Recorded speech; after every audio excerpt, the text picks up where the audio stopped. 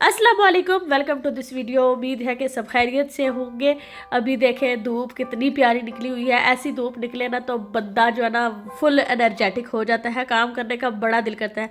मुझे तो बहुत अच्छा लगता है इस तरह के ब्राइट मौसम में काम करने का। सारा काम मैं कर लेती हूँ। तो अभी धूप निकली हुई थी तो मैं बाहर आई के देखूँ कि बाहर का वेदर कैसा है। इस तरह का मौसम हो ना तो मैं धूप को एंजॉय करती हूँ। तो फिर मैं अंदर आ गई और सारी सफाई वगैरह की, किचन की भी, और ये रूम साफ़ की थी ताकि घर का सारा काम ख़त्म करके मैं स्टिचिंग वाले काम पे जाऊँ। तो अभी उसकी कटिंग मैंने पहले की हुई थी, लेकिन आज मैंने उसको स्टिच करना है तो सारा इसी वीडियो में मैं शेयर करूँगी। ये वाला टेबल में डाइनिंग टेबल जो है ना यूज़ करूँगी स्टिचिंग के लिए। यहाँ ही साइड पर मशीन रखी हुई है मैंने। कपड़े भी जो स्टिच करने वाले होते हैं वो इधर ही होते हैं।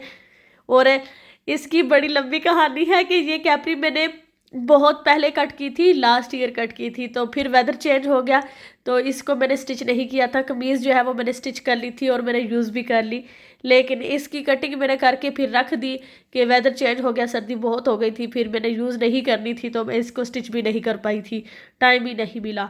और इसकी वीडियो भी ऐसे ही पड़ी हुई थी तो मैंने सोचा कि आज इसको कंप्लीट करके ना अपलोड कर देती हूँ। अभी जो है मैं इसकी कटिंग कर लूँगी। पैटर्न मैंने इसका ऑलरेडी बनाया हुआ है। ये मेरा अपना साइज़ है तो मैंने अपने साइज़ का पैटर्न बना के रखा हुआ है। जब भी मुझे इस डिज़ाइन में कैपरी बनानी होती है ना तो फिर मैं बस ये पैटर्न यूज़ कर लेती हूँ। अगर आपने देखना है कि ये पैटर्न मैंने कैसे बनाया था तो उसकी मैंने डिटेल में वीडियो शेयर की थी पहले, तो उसका लिंक मैं डाल दूँगी डिस्क्रिप्शन में, वहाँ से आप चेक कर लेना। यहाँ आई बटन में भी और इस वीडियो के एंड पर भी आपको इसका लिंक मिल जाएगा पैटर्न का। अब मैंने फ्रंट पार्ट की जो है वो कटिंग कर ली है, लेकिन मैं वही वाला पैटर्न यूज़ कर रही हूँ इसकी बैक पार्ट की कटिंग के लिए। और देखें यहाँ पर मैं एक्स्ट्रा फैब्रिक ले रही हूँ क्योंकि जो बैक पार्ट है ना उसमें थोड़ा ज़्यादा फैब्रिक होता है जो बनिस्बत फ्रंट पार्ट के, तो इसीलिए फिर मैं इसमें ज़्यादा मार्जिन छोड़ रही हूँ। जो पैटर्न मैंने रेडी किया था इसमें ऑलरेडी स्टिचिंग का मार्जिन छोड़कर मैंने इसको कट किया था। अब सारे निशान लगाने के बाद यहाँ पर इनको मैं मिला दूंगी और उसके बाद इसकी कटिंग कर लूँगी। इस तरह से आसानी रहती है, जो आपने शेप दी है उसी शेप में कट होगा सारा फैब्रिक। जो है जितना भी एक्स्ट्रा फैब्रिक है उसको कट कर अलग कर दें। इंशाल्लाह अब मैं जो सिलाई की वीडियोस है ना वो वक्तन फ़वक्तन शेयर करती रहूँगी। मैं ज़्यादा वो नहीं करती क्योंकि मैंने सोचा था कि अगर मैं चैनल ही पूरा इसी पे रन करूँगी ना तो फिर मुझे कपड़े ज़्यादा चाहिए होंगे। तो मैं तो सिर्फ अपने कपड़े सिलाई करती हूँ, दूसरा टाइम नहीं होता मेरे पास। लेकिन अब भी मेरे कुछ प्लान्स हैं सिलाई के, जो मैंने अपने कपड़े सिलाई करने काफ़ी मैंने इकट्ठे किए हुए हैं तो वो मैं स्टिच करूँगी। तो वो जो अब जब जब सिलाई करूँगी ना वो इसी तरह व्लॉगिंग स्टाइल में शेयर कर दिया करूँगी। तो वहाँ से आपको आइडिया भी मिल जाएगा। जिनको मेरी सिलाई अच्छी लगती है वो सिलाई देख लिया करेंगे, और जिनको मेरे व्लॉग्स अच्छे लगते हैं तो वो व्लॉग साथ एंजॉय कर लेंगे, मिक्स हो जाएगा थोड़ा। फैब्रिक जो है वो डबल फोल्डेड है।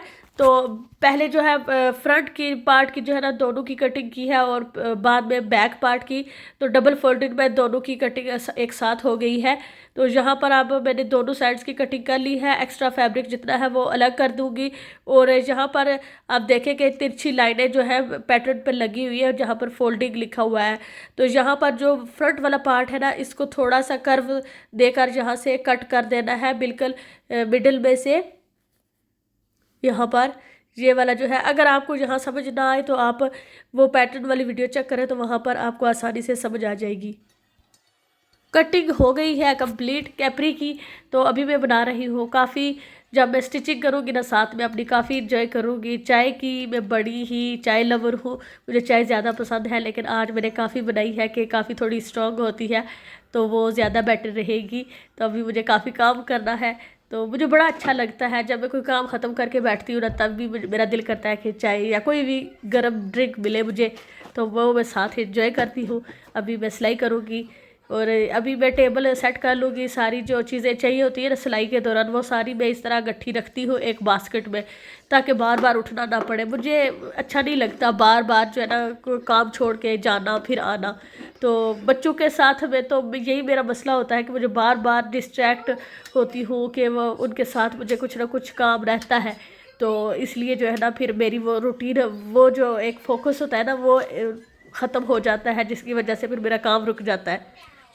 पहले मैंने सोचा था कि इसके साथ मैं डिज़ाइनिंग कर लूँगी पैंचू के ऊपर, ये जो कैपरी है इसके पैंचू के ऊपर, लेकिन अब मैं सोच रही हूँ कि इसकी डिज़ाइनिंग ना करूँ, ताकि फिर ये वाला वाइट कलर में है तो ये फिर अगर किसी और शर्ट के साथ इसको मैच करके यूज़ करूँ तो आसानी से यूज़ हो जाएगा। अगर इस पिंक बॉर्डर के लगा दिया तो फिर इस किसी और शर्ट के साथ इस्तेमाल नहीं कर पाऊँगी। तो यही जो मैं सोच रही थी कि इसको जो है ना इसी तरह सिंपल प्लेन रहने दूँ या फिर कोई लेस वगैरह यूज़ कर लूँ इसकी डिज़ाइनिंग के लिए। तो एंड में दिखाती हूँ इसके रिजल्ट्स के ये कैसा बनता है। पहले मैं इसके जो फ्रंट पार्ट है ना ये वाला, तो इसको स्टिच कर लूँगी। यहाँ पर ये वाला पार्ट इसको स्टिच कर लूँगी और बैक पार्ट के भी ऐसे ही स्टिच करके अटैच कर लूँगी ना, तो फिर ये वाले जो साइड्स हैं वो भी अटैच करके फिर मैं दिखाती हूँ फाइनल लुक। और अभी मैं इसकी सिलाई करूँगी ना, तो अगर आपने वो वीडियो नहीं देखी जिसमें मैंने बिहाइंड द सीन शेयर किए थे तो वो ज़रूर चेक कीजिएगा। वहाँ पर आपको पता चलेगा कि हलीमा के साथ कितनी मुझे मुश्किल पेश आती है सिलाई करने में। हलीमा जो है ना वो ज़्यादा मुझसे अटैच है, तो फिर वो ज़्यादा उसको टाइम चाहिए होता है। जब भी कोई काम कर रही हूँ या मैं बिज़ी हूँ या मैं किसी को फ़ोन भी करूँ ना, तब भी उसकी यही कोशिश होती है कि मैं फ़ोन ऑफ़ करके उसको तवज्जो दूँ, तो वो इसीलिए मुझे डिस्ट्रैक्ट करती रहती है। इस साल हलीमा नर्सरी स्टार्ट करेगी और टाइम का पता ही नहीं चला कि कहाँ गया, इतनी जल्दी बड़ी हो गई है माशाल्लाह, 3 साल की हो गई है।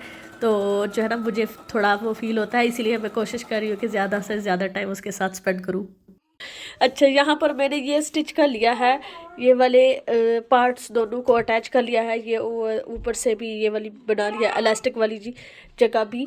और मैंने सोचा था पहले ये वाला, लेकिन अब इसका मैंने डिसाइड किया कि मैं नहीं अटैच करूँगी, इसकी जगह मैं ये वाली लेस जो है यहाँ पंचों में अटैच करूँगी। तो अभी हो गया है टाइम ज़ोहर का। टाइम तो काफ़ी टाइम पहले का हो चुका है, लेकिन अभी मैं नमाज़ पढ़ लेती हूँ, टाइम फिर निकल जाएगा। और बारिश भी स्टार्ट हो गई है। वीडियो के स्टार्टिंग में धूप निकली हुई थी बड़ी प्यारी सी निखरी हुई, तो अभी आप बारिश एंजॉय करें, मैं मिलती हूँ नमाज के बाद। पर पैंचों की बारी है अब। तो यहाँ पर मैंने एक छोटी सी बारीक सी यहाँ पर सिलाई लगा ली है। तो और ये लेस जो है ये सीधी साइड पर इस तरह से रखूँगी और यहाँ पर इसको स्टिच कर दूँगी इस तरह से।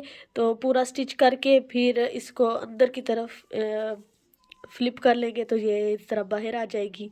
तो वो सारा स्टिचिंग प्रोसेस अभी मैं नहीं दिखाऊंगी, सारा कंप्लीट करके ना फिर मैं दिखाती हूँ इसकी फाइनल लुक जो है।